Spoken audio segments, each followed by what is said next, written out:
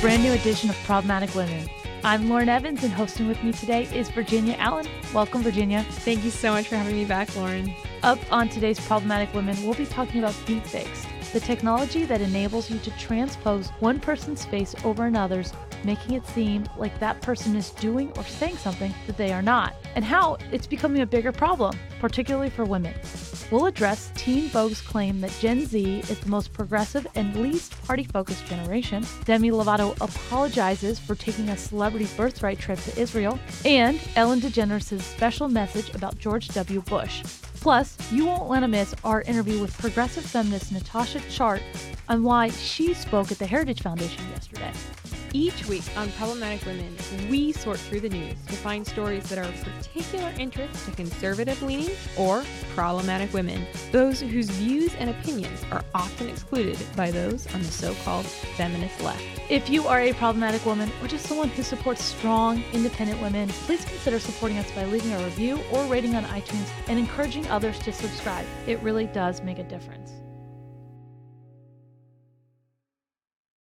All right, let's go ahead and get started. Our first topic is deepfakes, the technology to transpose one person's face over another's, making it seem like the person is doing or saying something that they are not.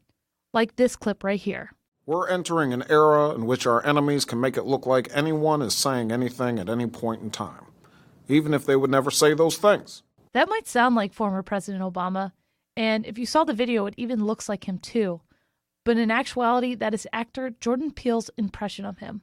Later, the video shows a side-by-side comparison of Peele and the deepfake version of President Obama. As Peele's lips move, deepfake Obama's lips mirrors in response. There is still something a little unnatural about the former president's mannerisms, but it's not hard to imagine with a little advances in technology how these fakes could be extremely difficult to detect. However, the cybersecurity company DeepTrace is trying to do just that.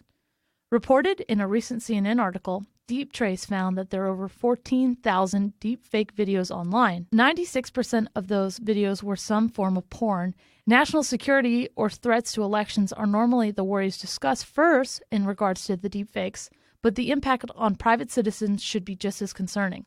DeepTrace found several businesses that offer to do deepfake videos, some costing as little as $3 per video. We've already heard a lot about things like revenge porn. How do you think the presence of deepfakes plays into that discussion? The issue of deepfakes and revenge porn, they are intricately connected. For our listeners that maybe aren't familiar with that term revenge porn, essentially that means that a boyfriend or a girlfriend who has pictures or videos of their ex can sell those or post them on the internet. Usually those are images, maybe they're nude images or just images where someone's scantily clothed. So now if you think about revenge porn in light of deepfakes, you could take someone's face and post it on another body and have them, be doing something or saying something that they never did or said, but that is quite explicit. Yeah, imagine if someone used a deepfake. It's not just video, it can be audio as well, to call your boss and curse out your boss.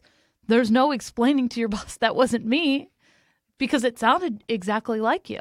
Yeah, and it's something that not a lot of people, I feel like at this point, are super familiar with what deepfakes is. I was even interested as we were typing out in a Word doc about deepfakes, it still underlines it in red. It doesn't recognize that it's a word yet. So it's something that's very new. We're still being familiarized with it as a society, but increasingly it's becoming a major issue. And I think in the coming years, we're only going to see that increase. Yeah, it's a scary fact to wrap your mind around. One day, what we see and what we hear, we can't validate because we don't know if it's actually real. Yeah. So Lauren, why do you think that deepfakes are just becoming such a problem now? It's really where we're at with technology. So if anyone's ever used like Photoshop or Microsoft Paint, they'll know how it's really easy to take one person and make them look totally different. So what AI is able to do, it's able to automate this process. And the more that the computer does it, and the better it gets at it, right? So we're both with the software able to do this more easily. And then also with the hardware, back in the day, 20, 30 years ago, there were only a couple computers in the whole world that could handle AI and this kind of thing. And now, your phone is such a great computer in your pocket. So kind of these two things converging with one another makes it that anybody can find this on the internet and run it on as long as they have a halfway decent computer. You think about the apps that we have on our phones, and just a month ago, everyone was sending around and posting pictures of people looking old, and it was just super easy. You just download the app and you could put in anyone's photo and it would age you by like 40 years. So that's essentially the type of technology that we're talking about, right? Yeah, very similar. What it does is it kind of picks focal points on your face and it'll track it, and then it'll superimpose other images on top of your face. So kind of think when you use, the Snapchat filter of the dog where the tongue comes out, it's similar to that, but it's pasting another person's face on your face. So in this postmodern world that we live in, where truth is constantly being questioned, what should people do knowing that even when they see something, it might not be accurate? Wow, I don't even know where to start with this question. I think it just shows that the important things in our world don't change with technology. It's your friends, it's your family, and it's your faith. And if you're confident in these three things, there's no such thing as deepfakes. But in terms of the media that we consume and things like Facebook and YouTube and Twitter and what this means for that, I can't even wrap my head around this completely. We are so media driven, right? And so how do you even process that what you're seeing looks real and sounds real and isn't real? I don't think I have the answer to that, Virginia. Yeah, definitely. So much of it is, like you say, it's trusting the character of the people that are in our lives that we know and love, and also trusting that they're telling the truth if they're saying, no, that's not me, or I didn't say that, or I didn't do that. But yeah, big question, certainly confusing and a bit scary to think about. And so, Virginia, what do you think is the solution? And whose job should it be to kind of regulate these deepfakes? I feel like that question is even harder than the previous question. But yeah, honestly, I think it's everyone's job. Of course, the government needs to play a role, but it's also really up to private citizens. It's up to nonprofits, private corporations, that the companies that have this technology, that are technology platforms, need to be policing their sites, need to be protecting the technology. And, like we talked about, we need to be kind of holding each other accountable and having open and honest and real conversations, and there's a little bit of a balance because obviously we want people to be aware of this technology so that, if these videos do start coming out, people can kind of sort through, okay, well, it's possible that that's a deep fake. But then again, that's also dangerous because the more and more people know about it, the more and more people are going to try and create these videos. So it's a tricky scenario, maybe without a super simple or obvious option. Yeah, we've spent a lot of time researching this topic, and I don't think I came across one article that had a solution. Everybody was like, this is a problem. And part of the problem is that we just don't know what to do. And one of the biggest problems with Facebook and YouTube, they're really trying to combat this, but there's a layer of satire that can be used with deepfakes, so they can't just ban all deepfakes. And as Virginia, like you mentioned at the top, as these are getting better and better, they're going to be even harder and harder to even detect and take down. I was speaking with heritage policy analyst Klon Kitchen, and he was telling me about one private solution that's actually kind of scary, where celebrities hire basically people to track them all the time, and so they can verify where they are and what they're doing, which is such a major privacy concern. But to a celebrity who's having issues with, pornographic deepfakes or deepfakes that are making them do anything else nefarious, their privacy is worth someone saying like, oh no, that wasn't her, because at 8 p.m. on Tuesday, November 17th, she was, in Spain and not in the United States where this was filmed. So even some of the free market solutions really aren't great solutions. No, they're not. I mean, that's such a sad commentary, I think, on kind of the state of society, that someone would literally have to hire kind of a full-time person to follow them around just to confirm that they are where they say that they were. Obviously we have not figured this one out yet, but we will certainly keep you all posted as new developments come out and more research and this scenario of deepfake. And in the meantime, the Heritage Foundation did a really great event not too long ago. I would recommend. Marco Rubio was involved. It's online at heritage.org. It's called Deepfakes, a Looming Challenge for Privacy, Democracy, and National Security. Heritage events are also its own podcast, so if you look on Apple Podcasts for that, and we'll also include it down in the show notes if you want to check that out as well. Yeah, I definitely encourage you to listen to that. I had the privilege of sitting in on that lecture, and I remember just being kind of mind blown of, that was my first time learning about deepfakes, and it's pretty amazing to hear about it and hear about it from the perspective of people that are really working on this issue. All right, so we are going to transition and talk for a second about one of our favorite subjects on this show, and that is Gen Zers. So Teen Vogue recently published an article explaining how Generation Z, that is anyone born after 1996, is the most liberal and least partisan of the current generations. Now, that's a bit contradictory, but let's go ahead and go into more of the article. The article examines research by the Pew Research Center and shows that 70% of Generation Z believes that the government should do more to solve problems. 35% say that they personally know someone who prefers a gender-neutral pronoun, and only 14% say that they believe that the U.S. is better than any other country in the world. The article also states that Generation Z tends to have less party loyalty than other generations before them. Director of Circle, Kai Kawashima Ginsburg, concludes because this generation has primarily seen party polarization without the occasional bipartisan partnership most other generations have seen, their view of parties is more negative.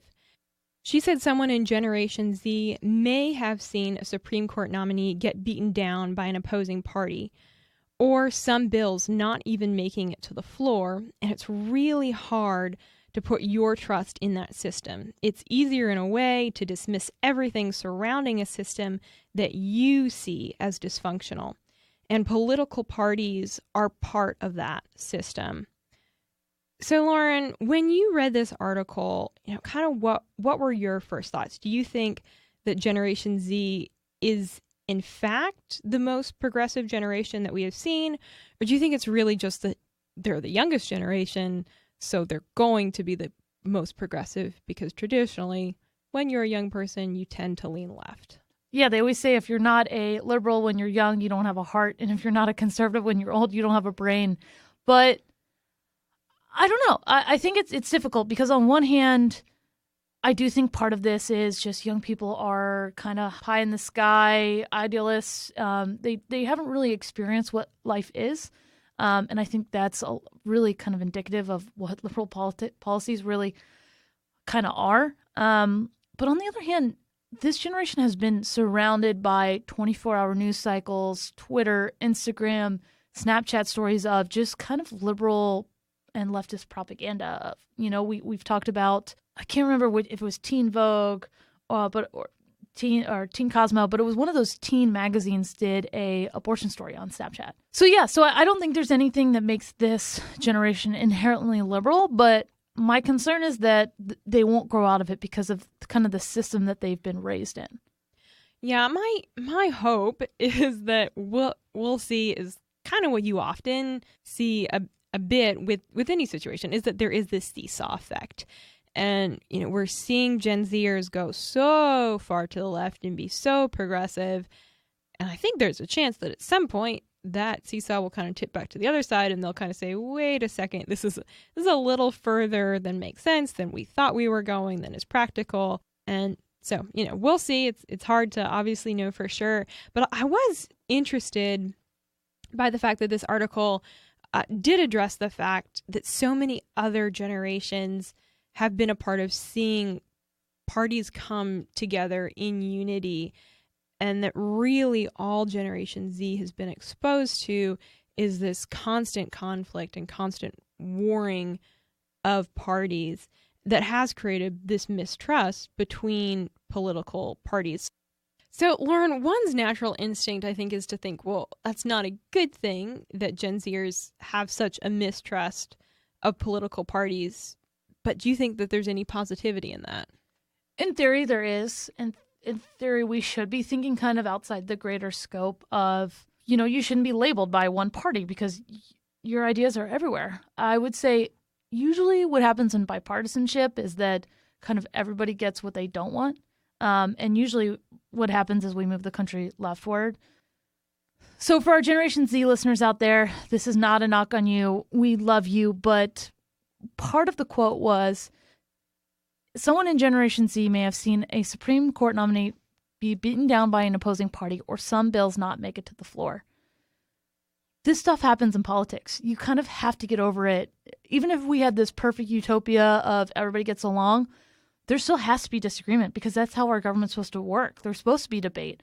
There is supposed to be bills that don't make it to the floor. I think with Brett Kavanaugh, we definitely saw that process go too far. But if every time that you get a little bit upset in politics, you want to quit and you want to quit your party, I don't think that's really healthy for that generation to think that way. No, I agree. I think parties play a really integral system and role within the political system, rather. And we see that, in nations that have many, many political parties, it honestly just creates a lot of confusion.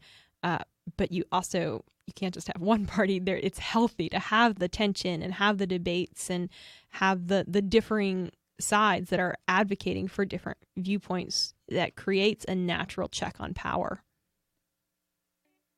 All right, we are going to take a quick break, and I want to tell you all about one of our other awesome podcasts here at the Heritage Foundation. It is easy to get overwhelmed by the 24/7 news cycle, and I know that you might be too.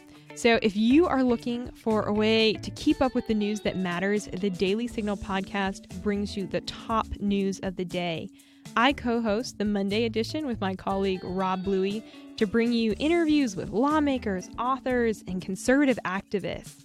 And of course, we start your week off right with a good news story. So if you are a conservative who wants to be on top of the news, check out the Daily Signal podcast, available every weekday morning. Welcome back. Our next topic is about Demi Lovato going to Israel. After receiving backlash for accepting a free trip to Israel, pop singer Demi Lovato is apologizing, posting on Instagram, quote, "I accepted a free trip to Israel in exchange for a few posts. No one told me there would be anything wrong with going or that I could possibly be offending anyone. With that being said, I'm sorry if I've hurt or offended anyone. That was not my intention," she wrote. Why she's apologizing? Posting a photo from the Shavah National Center in Jerusalem for Children with Special Needs, the Holocaust Remembrance Center in Jerusalem, and a photo that showed her being baptized in the Jordan River, the same place that Jesus was baptized. The horror. Critics say she failed to acknowledge the Israel-Palestine conflict in any post, and some even accused her of taking a political stance on the conflict. Here's a sample of what she shared on Instagram. Quote, "I was raised Christian and have Jewish ancestors. When I was offered an amazing opportunity to visit the places I'd read about in the Bible growing up, I said yes. There is something absolutely magical about Israel. I've never felt such a sense of spirituality or connection to God, something I've been missing for a few years now." Virginia, she said the trip was supposed to be a spiritual experience, not a political statement. But is that even possible anymore? Should she have predicted the backlash that ensued? It should be possible to go to a country and have a vacation and go there to connect with the Lord and with your family roots and have it not be political. That seems pretty basic in my mind, and it's certainly sad that she received so much backlash for a trip that was obviously so impactful for her and so positive. And, should she have predicted the backlash? Maybe. I don't think she should have had to have. Again, I think this is just a sad commentary on how divided we are right now as a country, that everyone has to have a hot take on even Demi Lovato's vacation. But her going and having a spiritual experience, I think, should have been just that. So, Virginia, I think the craziest part of this story is that celebrities look at people like Demi Lovato. Wait, not celebrities, but people you mean look at. Virginia, one of the craziest parts of the story is that people look at celebrities like Demi Lovato as if they have all the answers. And this Palestinian-Israeli conflict is probably one of the biggest conflicts of our time. So why do you think people think that she's able to fix this through a couple tweets and really put this hate on her for that? I think it's misconstruing the kind of power that Demi Lovato has, because she does have power. She has incredible influence, but in a cultural sense, not in a political sense. To quote Uncle Ben from Spider-Man, with great power comes great responsibility. And Demi Lovato does have great power, just not necessarily in a political sense, nor should she in a political sense, because she's a performer, and that's what she does well, and that's what she should keep doing. But we shouldn't be looking to her to set policy or make recommendations for how Israel and Palestine should settle their differences. Yeah, and she said in her Instagram post that she was apologizing because it felt right, but I think it's kind of sad that it feels right for her to be apologizing for not being able to come up with this answer, because she is only one woman. She is not a scholar on this issue. She really just took a trip to see relics from her religion and to learn a new culture. Absolutely. I think anyone should have the freedom to know that they can travel to any country, and it's not a political statement. We need to be traveling in order to further our education, to learn about the world, and to see things from different perspectives. The good news is that Demi's mom, who attended the trip with her, is not backing down and apologizing. She posted on Instagram, quote, "Praying at the Western Wall with my beautiful daughter at Didi Lovato, Demi's handle, in the old city of Jerusalem was the highlight of my trip to Israel. I will never forget that day, or that trip as we celebrated life and Christianity as we learned about the Jewish faith while listening to the Muslim call to prayer. There was no fighting, no judgment, no cruel words, only love. And I will unapologetically go again one day." So hopefully Demi can learn something from her mom and just enjoy the trip and enjoy learning about her faith and other people's faiths. Yeah, we can always count on our moms to bring some good truth into the situation. Amen. All right, so let's talk for a second about another situation that unfortunately has created some strife in our country over the past week or so. So last Wednesday, the court saw an act that was described as the most powerful moment they had ever seen in a courtroom.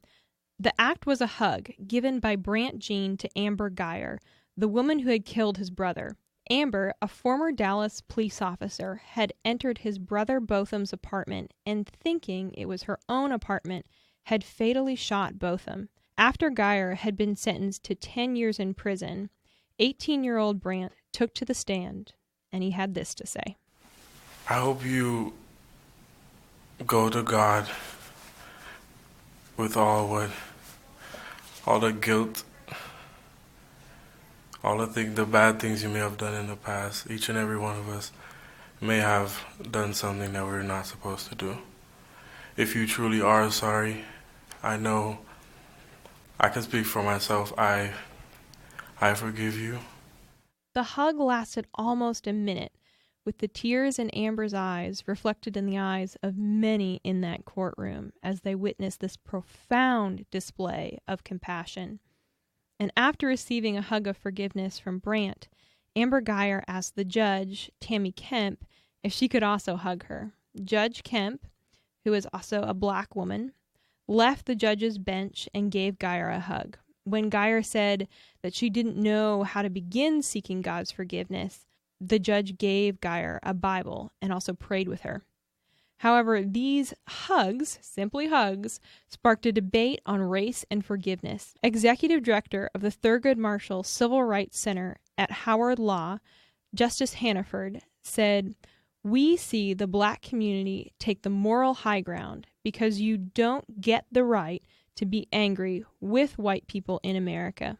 If you're angry, it is seen as unjustified." Justin Hanford said, "We see the black community take the moral high ground because you don't get the right to be angry with white people in America. If you're angry, it is seen as unjustified." Judge Kemp stood by our actions, saying, "Following my own convictions, I could not refuse that woman a hug. I would not, and I don't understand the anger. And I guess I could say, if you profess religious beliefs and you are going to follow them, I would hope that they not be situational and limited to one race only. Man, even you just quoting that in the studio, I have goosebumps. It's just so powerful. It is powerful. I love that she stuck to her guns and she did not back down. What an awesome lady. Brandt also talked about why he chose to forgive, saying, Usual instances, the words only, they mean something. And with usual instances, the words only, they mean something, but I felt like that wasn't enough. And that was just my gesture, my decision to make that, my decision of letting her know that I truly forgive her. And that was just my way, no one else's way, my decision. Just my way of letting her know that she is truly forgiven. This is what you have to do to set yourself free, you know. I didn't really plan on living the rest of my life, you know, hating this woman. I know that there's something called peace of mind, and that's the type of stuff you need to do to have peace of mind. That is why I wake up happy in the morning. That is why I want to live happy later on in my life. wow, Brandt is speaking some truth. So, Lauren, when you first heard this story about this powerful act of forgiveness, what were your first thoughts? Wow. Brandt is 18 years old and he is on national television forgiving the woman who killed his brother. I can't think of an example of someone having the heart of Christ. That's his religion and that's my religion. And so it's just a really powerful testimony of when you are able to forgive. It's such a confidence that you have in your faith that you're able to forgive someone like this. So, I mean, it just kind of takes you aback that there are people like this who are spiritually mature and willing to just come to peace with other people, even when they've done a lot of harm. And then, like I mentioned, the judge's response as well, where she kind of doubled down on what Brandt was doing and saying, you know, take my Bible. Like, what is important here is your salvation. So yeah, I just think it's really powerful and something as a nation we should be focusing on, kind of the good, even if you're not religious, seeing what faith can do and what really forgiveness can do for someone. He said he's at peace. He wakes up in the morning and he's not angry. And I think we're very angry in our society right now. Yeah, it is such a powerful and beautiful display, like kind of of humanity at its very best. You know, forgiveness it's not an easy thing to do. It is a choice, and it's a difficult choice to make, and it takes a ton of courage my goodness, he lost his brother, and to stand there and say, I forgive you, that was the most powerful and courageous thing he possibly could have done. But like you said, this has led to some debate and controversy, especially on Twitter. Did you ever think that a moment like this would spark such negativity and lead to further division in our country?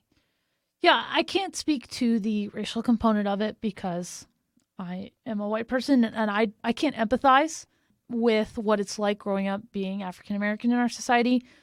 But I think the whole point of this is it's about faith. It's not about race. It's about living out what you're saying that you're going to do. And I think people who try to make this a race issue, they're really missing the point of this person did one of the worst things that you can do to somebody. I can't imagine if someone hurt one of my sisters, I'd be on a plane down to Florida, ready to beat them up. But he was able to even put that aside. We can't even put, minor disagreements about Demi Lovato going to Israel aside, and we want to attack people. But he was able to do this in such a mature way. And I think that's why it's so disappointing that this 18-year-old kind of went out of his way to do something so kind and set such a good example. And as a country, we literally couldn't spend 5 minutes just saying, wow, this brought us together. We should do this more often. It's, oh no, this is wrong and this is racism and this, I'm so woke. It's just really frustrating and disappointing. It is disappointing. And I think a lot of it comes down to people not fully understanding what forgiveness is. Forgiveness is not saying what you did is okay or that's totally fine. It's saying, okay, you don't owe me anything anymore, and I kind of release you. And that allows you to have peace in your own heart and kind of move forward in life and allow that other person also to move forward. This story, I hope we will see more stories like this continue to come out as people see that it is so powerful to walk in that spirit of forgiveness instead of divisiveness and instead of hate, which is so much easier. It really is taking the high road to walk in forgiveness. And I hope all of our listeners, no matter what their faith background is, look at Brandt and kind of use them as an example today and just forgive one person that's, has kind of been on your heart and nagging. All right, we're going to take a break, but when we're back, we'll be sitting down with Natasha Chart of the Women's Liberation Front, a self-proclaimed liberal feminist. And we'll be talking to her about why it's important to stand up for gender identity and what it really means to be a woman. Hey guys, because of the nature of this interview, we do get into some slightly sexually explicit content, so listener discretion is advised. Virginia and I are back in studio today with Natasha Wolf of the Women's Liberation Front. Natasha, thanks for joining us. Hey, how's it going, Lauren? Thanks for having me on. So happy to have you. Natasha, can you tell our listeners a little bit about who you are and what you do at Wolf? Sure. So I'm the board chair of the Women's Liberation Front, also commonly referred to as Wolf. And we are an all-volunteer organization of radical feminists who we incorporated. We formed up in order to challenge the Obama administration's directive ending single-sex spaces in federally funded educational institutions because we thought someone should challenge that in court, and no one else seemed to be stepping up to do it, so we did. And what is the type of work that Wolf is now pursuing? Well, we're still doing the same kind of legal advocacy. So many other suits have been brought over this issue that, our resources are scarce. We don't have any paid staff at all.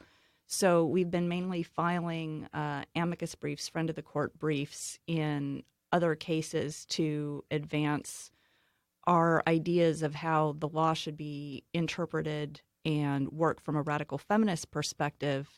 We've been deplatformed in the media. The progressive press tries to pretend that we absolutely don't exist to the extent that they can, although that's becoming harder for them now.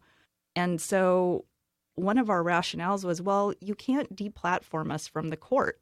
Like, you're not going to, protest the federal court and be like, you can't allow this brief in. And then they'll say, oh, well, this brief is very problematic and we will reject it on that ground. They don't do that. So we're like, well, if we can't be heard anywhere else, we can be heard in court like everybody else. There you go. It's a great approach to take. So, Natasha, you brought up women's only spaces as one of the motivating factors for your group. Can you explain to our listeners why women's only spaces are important? In our view, one of the most important things to feminism as a practice, kind of as a process issue, is that women are discouraged from expressing solidarity with each other across all kinds of lines. And as part of our work, that seems over and over again. And it's just reinforced every time, there's some round of fighting or argument or discussion over some new factional split, to encourage women to try to relate to each other in solidarity, to stand with each other and to say, we may not have everything in common, but we can agree on this and I'm going to support you. Or, even if I don't want to be part of what you're doing, I'm not going to try to tear you down. And that's just the foundation of any successful political movement, where you have to bring in a lot of people and you can't just rely on the tiny number of people who agree with you, because there's never going to be like some huge, vast majority that agree with you. It's a nation of 330, I think, roughly million people. Like, you're never going to get like everybody to say, oh, yes, we all agree on this one thing. You can't even get dentists to all agree on sugared gum. So, as they say. So you can't get that. You have to work. And women are discouraged from having that kind of solidarity with each other that's common to every successful political movement. Like, you have to cultivate that. That's the biggest stumbling block. And encouraging women-only space it sounds, I don't know, it's not like a high, complicated concept, but it has transformative properties. Natasha, groups like the Women's March typically end up intertwining feminism and transgender issues, but WOOF takes a different stand. Why? Well, because gender identity is about men saying that they're women. And to some extent, now you have more women saying, oh, well, I'm really not like the other girls. I am actually a man, for a number of reasons. But that strain of activism would not have had so much success if it wasn't men insisting that they have the right to be treated in all aspects of the law and society as women.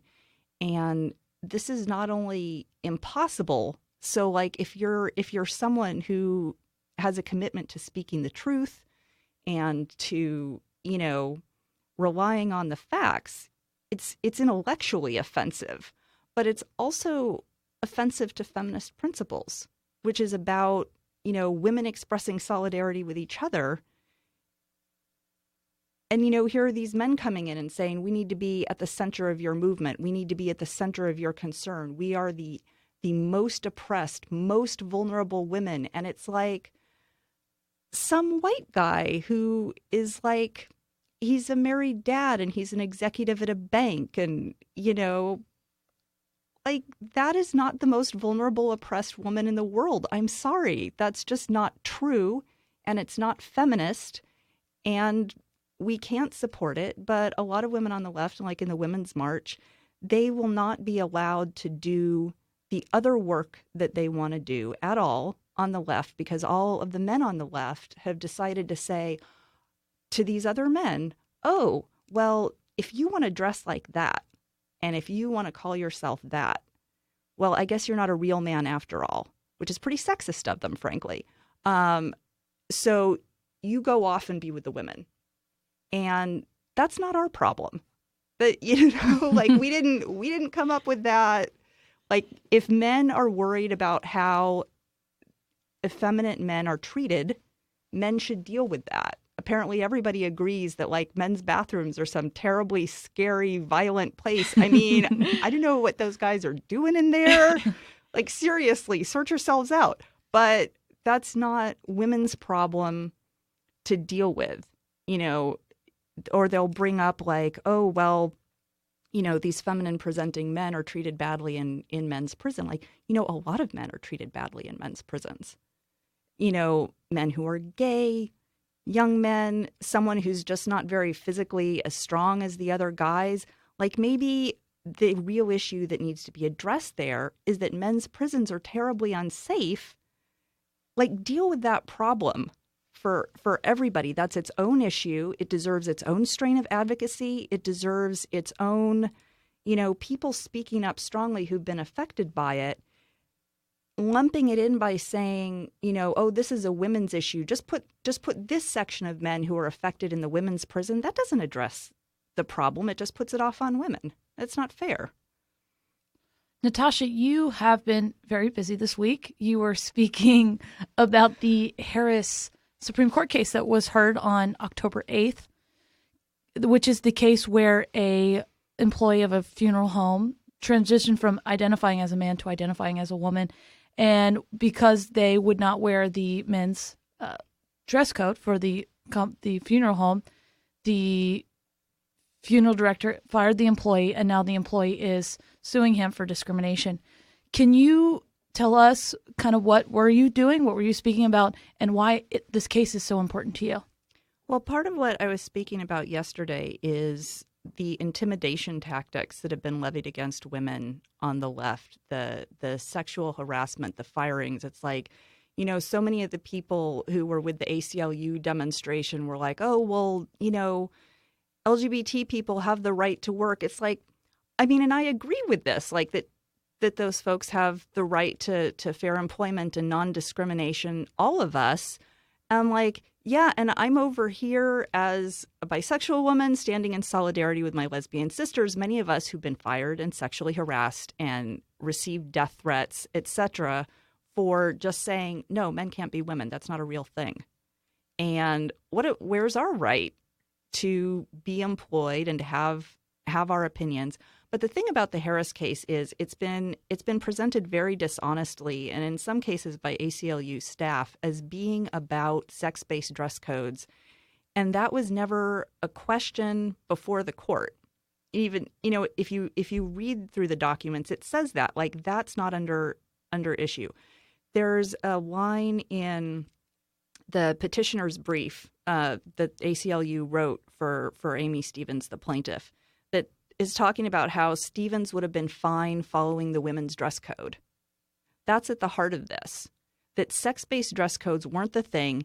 It's their insistence on presenting sex itself as a stereotype of sex, which you can't have a stereotype of something that has no objective definition. A stereotype has to refer at base to a real thing in the world that has some material definition that we can all recognize and wrap our heads around. It's about saying not that you're discriminating against me because I'm a man and I want to wear a dress to work and men should be allowed to wear dresses at work. Totally different question.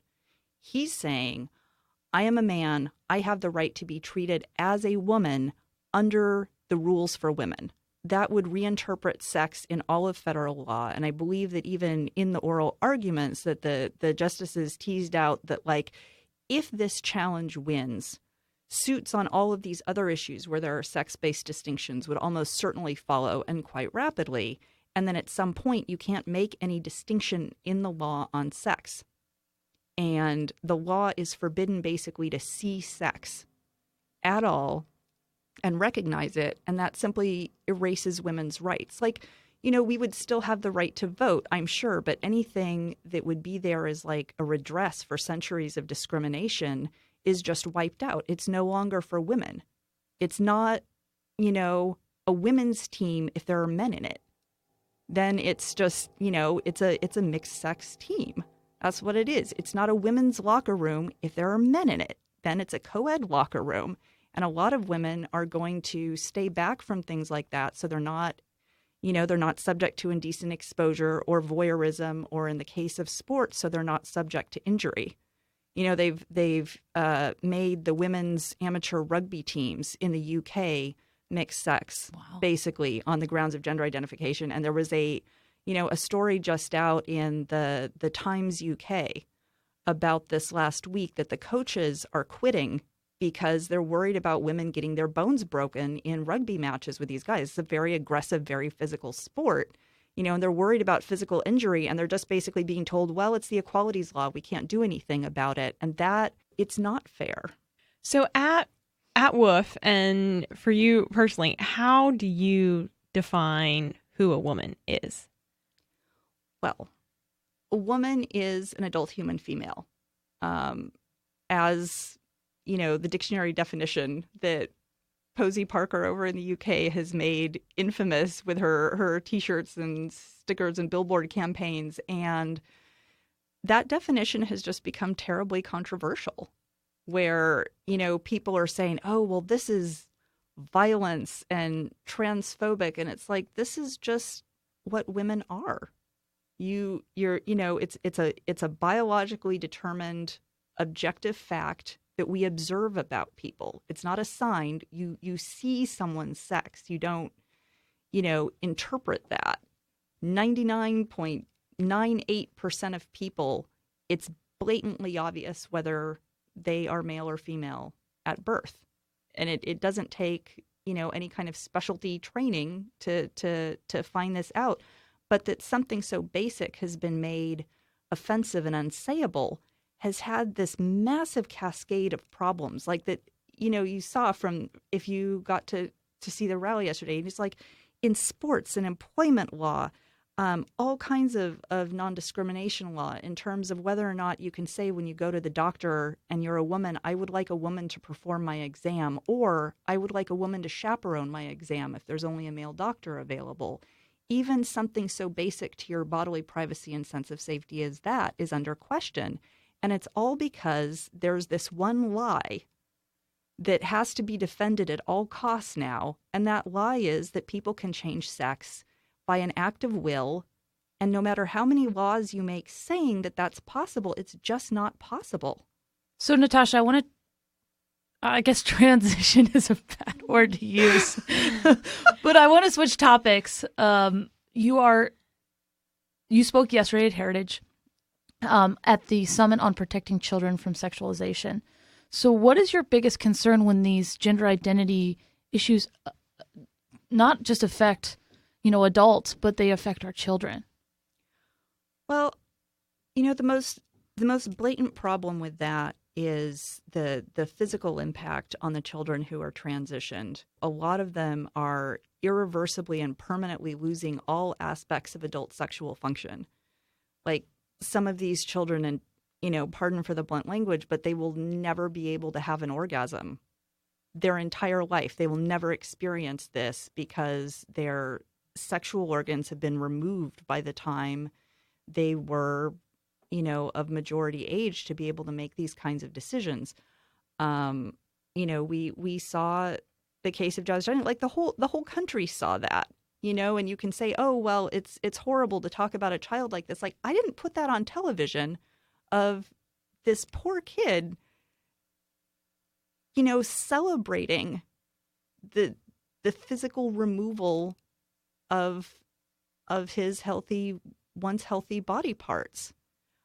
So that's the biggest impact. And I honestly don't know why that wasn't the moment where a whole bunch of people watching that show and patting themselves on the back for being inclusive didn't stop and think to themselves, hey, wait a minute, what's going on here? What are we celebrating here? What if that was my kid, celebrating a really serious operation like that to themselves, a cosmetic procedure?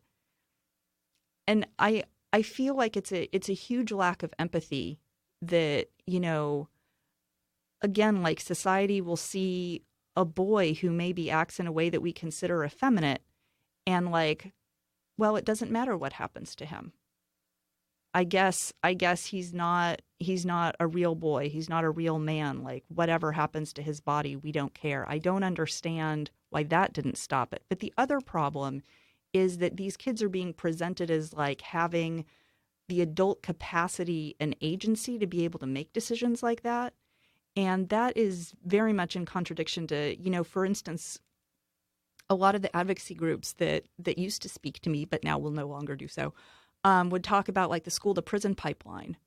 And one of the concepts that's really important to that is that it dehumanizes children to present them as fully capable of making moral decisions on the same level as adults.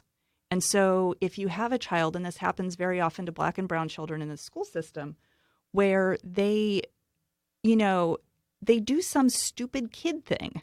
Like most people, you remember back in your life, you did some stupid kid thing, and probably a lot of us, and I know for sure, I look back and I think, oh my God, I'm so glad nobody saw that. And I didn't have to face consequences as an adult for that, because that was really dumb. And I didn't understand. And most of us had the grace from society to be, for the adults around us to be like, kid, you messed up. Let me tell you about it. Let's work on it. Let's not do it again while you're still young enough to figure this out. But these kids are having that protection entirely stripped away from them, and they're being allowed to make very serious decisions that they don't understand, that they haven't experienced because they haven't gone through puberty. Like there are these girls who are being put through menopause before they've had puberty. And that is just, menopause is physically awful. as many women can attest, although this is not a thing you talk about a lot, but putting a 14-year-old through it on purpose, she's never gone through having all those feelings and developmental experiences that they're unpleasant. Nobody likes that. Nobody has a good time. Nobody looks back and thinks, oh, puberty, that was the best time of my life. I miss the acne. I miss the aching and the weirdness and the feeling awkward all the time and not knowing, where your arms and legs are because all of a sudden they're like 6 inches longer than they were last year. And you're like, oh my God, what am I doing? But nobody liked that. But it's important for your formation as an adult person to go through that and to be protected from the consequences of just being that unsettled in yourself and going through all of that with your peers. And these children are being denied that, and they're being dehumanized by people treating them like adults too soon. And my heart aches for these kids. As Lauren mentioned, you spoke on the summit on protecting children from sexualization, and that whole summit can be found on the Heritage Foundation YouTube page. But I want to ask, how did Woof end up getting connected with the Heritage Foundation? And did you ever see yourself aligning so closely with conservatives? Wow. Well, so there's a woman. We're part of the Hands Across the Aisle Coalition, which is it's an informal discussion network of women from, there's like every political perspective. There are like liberal pagan goddess worshipers in there, and there are conservative Christians of almost every description. And, I would still consider myself politically, like my personal ideas, I'm a fairly mainstream to progressive Democrat.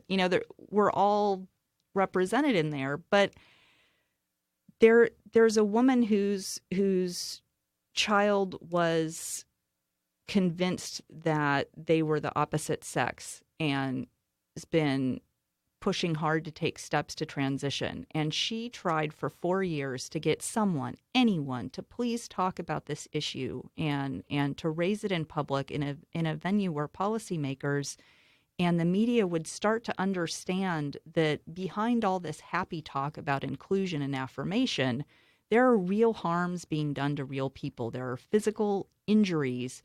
There is destruction of family relationships going on, that people's hearts are breaking and they feel like they can't speak out at all. And she tried for so long, and the only people who answered her and were willing to give her a platform to talk about this was the folks here at Heritage.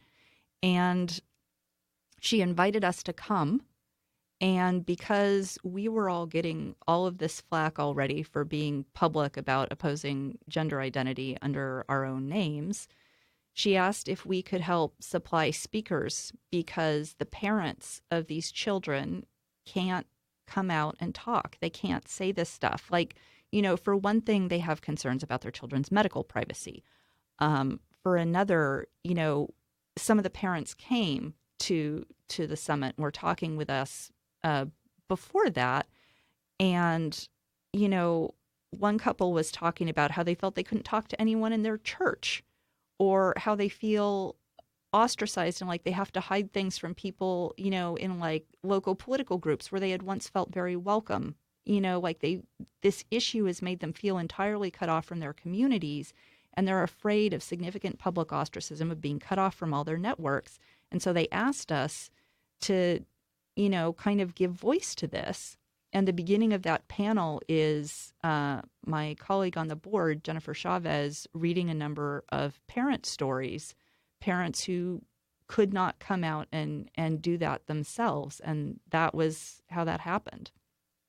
I wouldn't have predicted that would have happened 5 years ago. I, probably would have said a number of terribly unpleasant and uncollegial things about the idea of even walking in the door here. But here we are. So, and we're glad that you're here. Thank you. And I do want to plug, we did do a short documentary on Hands Across the Aisle, and I did get to meet a lot of your members, and it was just an incredible experience. So I'll make sure to put that documentary in the show notes if any of our listeners want to learn more about the group. But Natasha, we ask pretty much all of our guests this question is, if you identify as a feminist, which I imagine you would, why is identifying as a feminist so important to you? It's because of that, like what I was saying at first about solidarity with other women, is there are certain policy positions that I do think are at the heart of feminism in an outward way. But primarily it's about standing up to say, I am a woman who puts other women first to whatever extent that I can, wherever I can. And, so I do get people asking, like, how can you be a feminist and talk at the Heritage Foundation? It's like, well, I am a feminist. And so if I show up at the Heritage Foundation, I'm going to do whatever I can while I'm there to be putting women first in whatever way makes sense, in whatever way I can advance those interests that are common to all of us. And that's just what I'm going to do wherever I am. The women in Iran are working on, how can we be allowed to go out in public without having to wear religious headgear? Women in Saudi Arabia are working on, like, how do we have the right just to be in public at all on our own recognizance as adult citizens? Women in the U.S., there are women alive today who remember when they could not get a line of credit in their own name, when they wouldn't have been allowed to buy a house, when, most colleges were closed to them, when most professions were closed to them entirely. And you work on whatever makes sense at the time with the resources you can. But that goal is always women acting in solidarity with other women. And there are women everywhere. So you can be a feminist everywhere that you are. Natasha, we really appreciate your time and that you joined us on the podcast today. Thank you so much. Thank you so much for inviting me. It's been a delight. All right. So for our last segment, and always our favorite segment, it is time to crown the problematic woman of the week. And this week, the honor goes to none other than the comedian and television star, Ellen DeGeneres. On Sunday, Ellen attended a Dallas Cowboys game. Sitting on her left was her wife, Portia, and on her right was former President George W. Bush and his wife, Laura. She did receive some criticism for sitting next to a Republican president, and this was her response.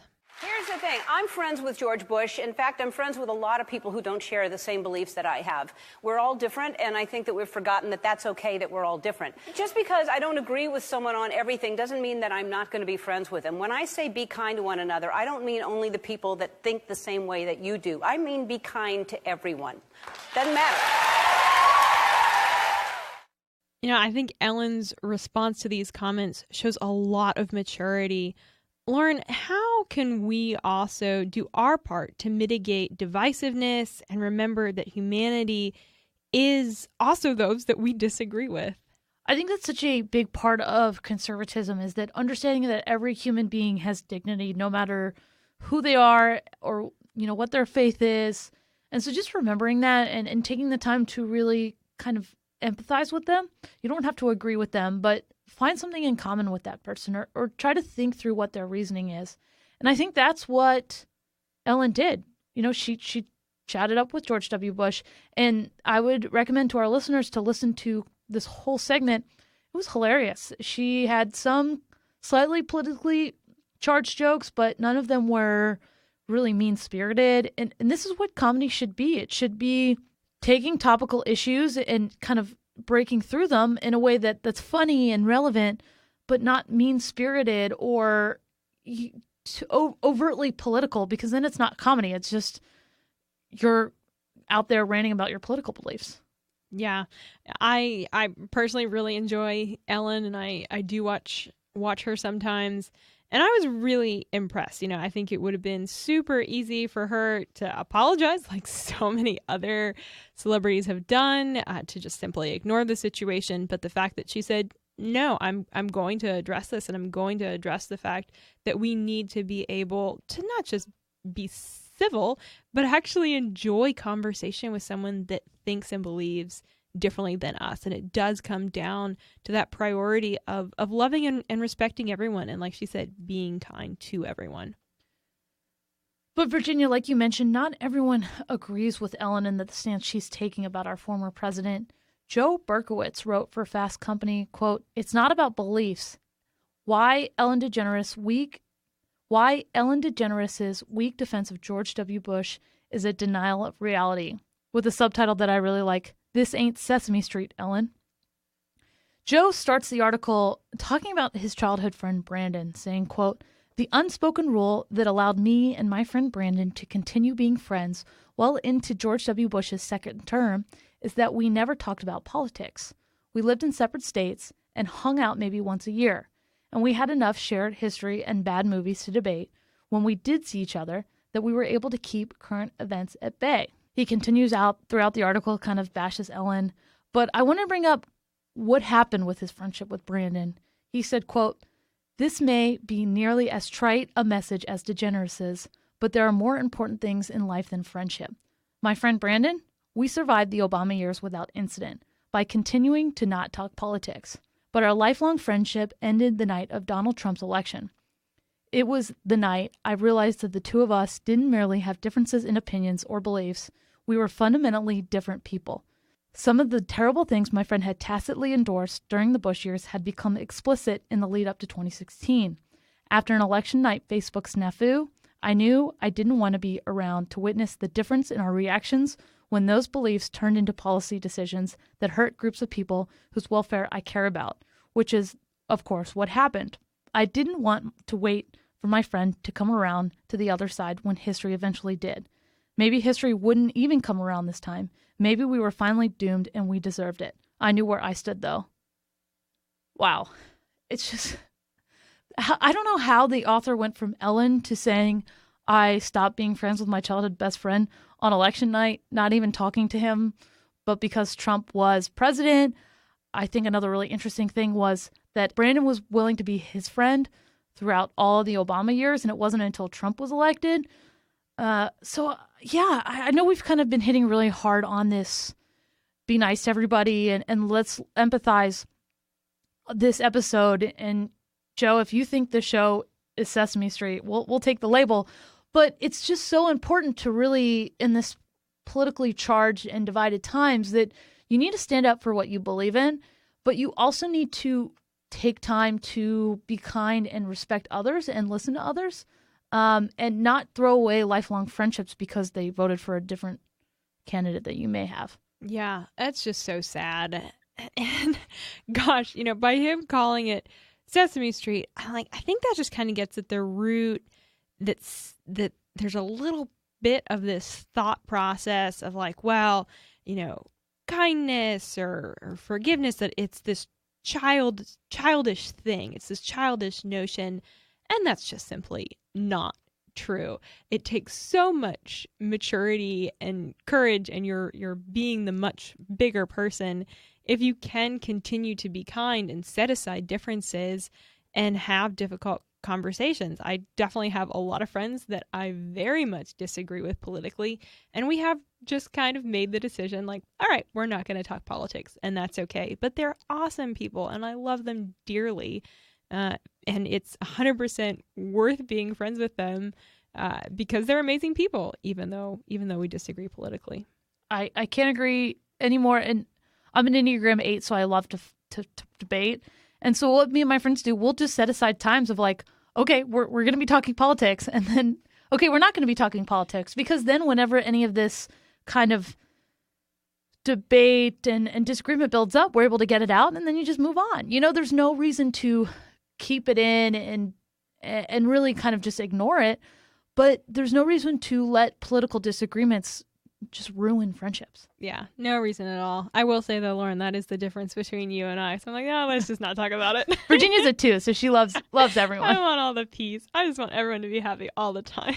Well, I think we should end this week's edition of Problematic Women with that Enneagram reference. Before we let you go, and this is kind of a spur-of-the-moment topic that we're going to discuss, I can't think of a better way to end today's show talking about the Enneagram. It's something that comes up all the time in the office. So it's going to be a question that I'm going to pose to our listeners. Please tweet at us using the hashtag problematic women. What your Enneagram is, or if you don't know what it is, just tweet at us and we'll help you figure it out. And if you think it should be a topic that we explore here more on Problematic Women, we would love to discuss it. We would love to. So you can see how excited we're getting. We're just losing our words. We're so excited to talk about the Enneagram. Yeah, so please let us know on Twitter. Again, tweet at us, hashtag Problematic Women, or just comment on any of our social media posts and we'll for sure see it. But we're going to leave it there. Join us next Thursday morning for a brand new edition of Problematic Women. And in the meantime, please subscribe and share. Conservatives need your support in the podcast world, and we would greatly appreciate a 5-star review on Spotify, SoundCloud, iTunes, Overcast, or just wherever you get your podcast. It makes such a big difference. Have a great week.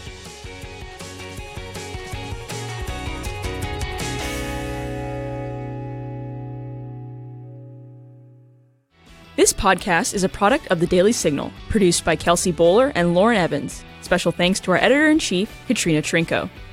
We produce Problematic Women in remembrance of our dear friend and former co-host, Bree Payton.